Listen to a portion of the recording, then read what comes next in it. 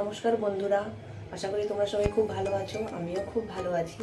আজকে তোমাদের সাথে একটা নতুন রেসিপি শেয়ার করতে চলেছি, শঙ্কর মাছ। তো আমি আজ ফার্স্ট টাইম করব, তাই ভাবলাম তোমাদের সাথে একটু শেয়ার করি। যদি তোমাদের ভালো লাগে তাহলে প্লিজ লাইক, কমেন্ট আর সাবস্ক্রাইব করে দিও। যারা যারা ফেসবুক থেকে দেখছো তারা প্লিজ একটু ফলো করে দিও। আমি এখন চান করতে যাচ্ছি, চান করে এসে আমি রান্নাটা করব আর তোমাদের সাথে শেয়ার করব। হাই ফ্রেন্ড, এই যে আমি চলে এসেছি এখন চান টান করে রান্নাঘরে। তো মাছগুলো এই যে এখন ভালোভাবে ধুয়ে নেব, সেই জন্য ঢেলে নিলাম থালাতে। তো একে একে করে প্রত্যেকটা মাছ ভালোভাবে ধুবো। তো আজকে ভাবছি যে খালি এই মাছের ঝোল হবে, শঙ্কর মাছের ঝোল মানে কি একটু মাখা মাখা, আর কলা ভাজা হবে। আর ছেলের জন্য ডাল করব। আজকে সবজি সেরকম কিছু নেই, তো খালি ওর জন্য গাজর আলু আর ডাল দিয়ে একটু সবজি ডাল করে দেবো। আর মাছ ভাজা খাবে, আজকে একটু তরকারি একটু ঝাল ঝাল করবো ভাবছি। তো ওই জন্য ওকে ঝোলের মাছ দেবো না, তাই ওর জন্য ভাজা মাছ রেখে দেবো। এখন মাছগুলোকে ম্যারিনেট করে নেবো। তো এই যে লেবুটা একটু চিপড়িয়ে দিচ্ছি, সামুদ্রিক মাছ তো একটু গন্ধ লাগে, ওই জন্য লেবু দিয়ে দিলে ভালো হয়। এবারে একটু লবণ দিয়ে দিলাম অল্প পরিমাণে, তারপরে হলুদ গুঁড়ো, সব কিছু অল্প পরিমাণে দেবো, কারণ আবার তো যখন মশলা কষবো তখন আবার গুঁড়ো মশলা লাগবে। তো ওই জন্য ওখানে একটু জিরে গুঁড়ো, লঙ্কার গুঁড়ো আর সামান্য একটু আদা রসুনের পেস্ট দেবো। তারপরে ভালোভাবে ওটাকে মাখিয়ে নিতে হবে, তারপরে একে একে ভাজবো।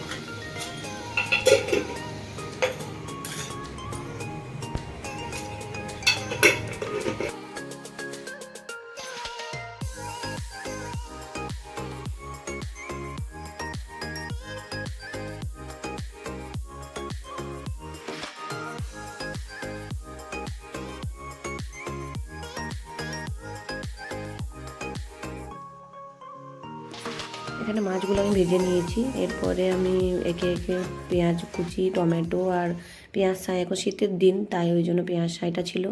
আর এখানে গুঁড়ো মশলা নিয়েছি। এরপরে কড়াতে তেল দিয়ে দিচ্ছি। আর ফোড়ন হিসাবে আমি এখানে শুকনো লঙ্কা আর তেজপাতা আর গোটা জিরে অল্প পরিমাণে, কারণ আমি গোটা জিরে বেটে রেখেছি, বাটাটা দিলে আরও টেস্ট হয়।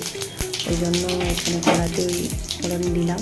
এরপরে পেঁয়াজ কুচিগুলো দিয়ে দিলাম। পেঁয়াজ কুচিগুলো ভালোভাবে একটু ভেজে নেব, যখন লাল লাল হয়ে যাবে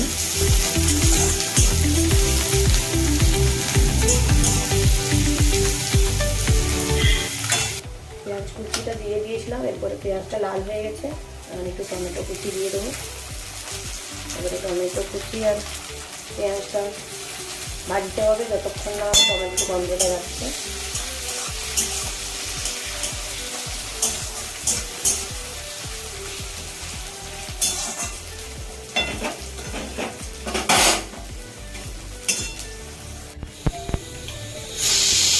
আদা রসুনের পেস্টটা একটু দিয়ে দিলাম।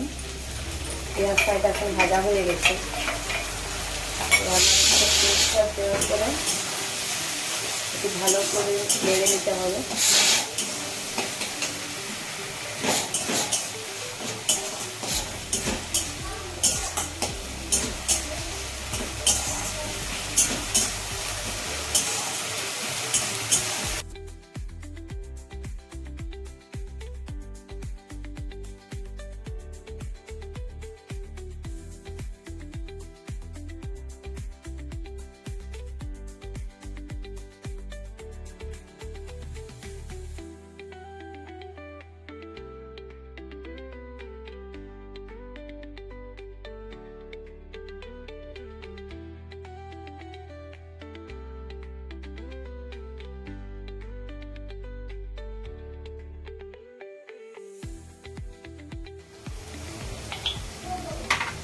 এবারে ভালো করে মশলাটা কষতে হবে যতক্ষণ তেল ছেড়ে যায়।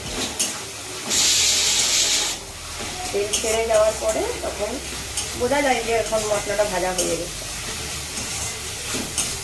এবার আমাকে কষতে থাকতে হবে ভালো করে। কালারটা এখনই কত সুন্দর দেখা যাচ্ছে, খুব সুন্দর এসছে কালারটা। এরপর আবার কালারটা ফুটবে, একটু জলটা ফুটে যাক, তারপরে মাছগুলো দিয়ে দেবো। এই যে ঝোলটা ফুটে গেছে এখন। এবার আমি একে একে মাছগুলো দিয়ে দেবো। ছেলের জন্য মাছ রেখে দিয়েছি, ও ঝোলের মাছ খাবে না, আজকে একটু ঝাল দেওয়া হয়েছে ওই জন্য। তো এই সব মাছগুলো আমি ঝোলে দিয়ে দিচ্ছি।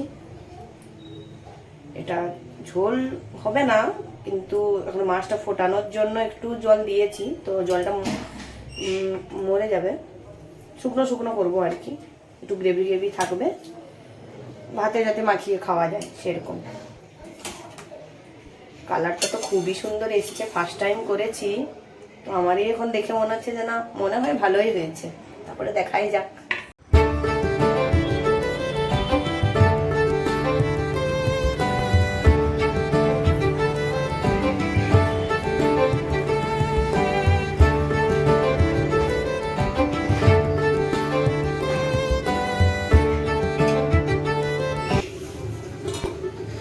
মাছটা এখন হয়ে গেছে, তো একটু ঢাকাটা খুলে করে দেখে নিই।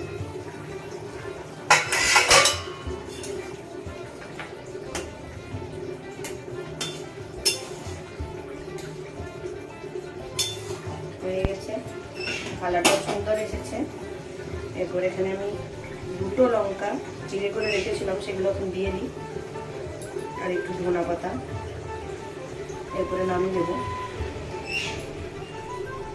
আর মাছ রেডি, ধনা পাতাটা দিয়ে দিয়েছি।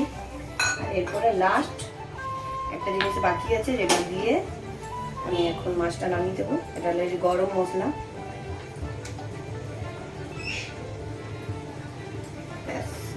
এই যে দেখে নাও তোমরা মাছটা কেমন হয়েছে, কালারটা তো খুবই সুন্দর লাগছে দেখতে। এবার আমাকে তো মনে হচ্ছে যে স্বাদ ভালোই হবে, এবারে হাজবেন্ড খাক, তারপরে কি বলে দেখি, সেটাও তোমাদের সাথে শেয়ার করব।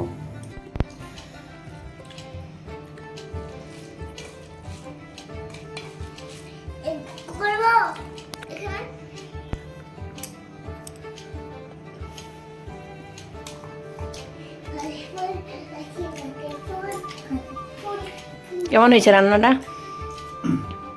খুব সুন্দর হয়েছে। ফার্স্ট টাইম প্রথম রান্নাটাও ফার্স্ট টাইম, খাওয়াও ফার্স্ট টাইম। ভালো লাগে, আমি কোনো আগে খাইনি, নর্মাল দেখি কেমন লাগে টেস্ট। কত কত কিলো ছিল মাছটা? 18 কিলো। 18 কিলো?